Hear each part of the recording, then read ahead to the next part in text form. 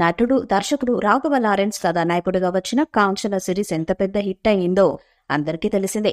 ఈ సిరీస్ లో భాగంగా త్వరలో 4వ భాగం తెరకెక్కనుంది. ఇందులో హీరోయిన్ గా బుట్టబొమ్మ పూజా హెగ్డేను తీసుకునేందుకు సంప్రదింపులు జరుపుతున్నారు. ఒకవైపు ఇతర దర్శకులతో కలిసి పనిచేస్తున్న రాఘవ లారెన్స్ మరోవైపు కాంచన 4 స్క్రిప్ట్ ను కూడా సిద్ధం చేసుకుంటున్నారు.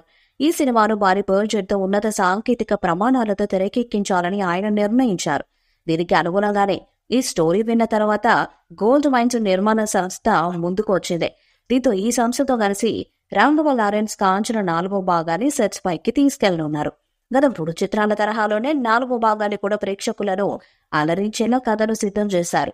ఈ సినిమాను భారీ బడ్జెట్ తో ఉన్నత సాంకేతిక ప్రమాణాలతో తెరకెక్కించాలని ఆయన నిర్ణయించుకున్నారు. దీనికి అనుగుణంగానే ఈ స్టోరీ విన్న తర్వాత గోల్డ్ మైన్స్ నిర్మాణ సంస్థ ముందుకొచ్చింది. దీంతో ఈ సంస్థతో కలిసి రాఘవ లారెన్స్ కాంచన 4వ భాగాన్ని సెట్స్ పైకి తీసుకెళ్లనున్నారు. గత 3 చిత్రాల తరహాలోనే 4వ భాగాన్ని కూడా ప్రేక్షకులను అలరించేలా కథను సిద్ధం చేసుకున్నారట.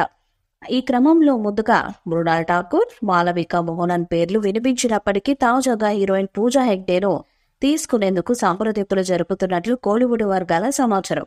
గోల్డ్ మైన్స్ నిర్మాణ సంస్థ అనేక తమిళ హిట్ చిత్రాలను హిందీలోకి అనువాదం చేసి విడుదల చేసింది. ఇప్పుడు భారీ బడ్జెట్ అంటే సుమారు 100 కోట్లతో ఈ చిత్రాన్ని నిర్మించేందుకు ముందుకు రావటం, అంతేగాక లారెన్స్ ప్రస్తుతం నటిస్తున్న హంటర్ చిత్రాన్ని కూడా ఈ సంస్థ నిర్మిస్తుండటం విశేషం. కాంచన చిత్రం 2011లో విడుదలై సంచలన విజయాన్ని సాధించింది.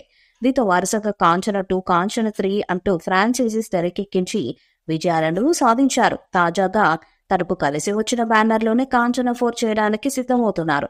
దీని గురించి ఆయన ఇంతకుముందే అధికారికంగా ప్రకటించారు. దీన్ని రాఘవ లారెన్స్ రాఘవేంద్ర ఫిలిమ్స్ పతాకంపై స్వీయ దర్శకత్వంలో నిర్మించనున్నట్లు ఆయన ఇంతకు ముందు ప్రకటించారు. అయితే తాజాగా ఈ చిత్రాన్ని ఉత్తరాదికి చెందిన గోల్డ్ మైన్స్ సంస్థ నిర్మించనున్నట్లు సమాచారం.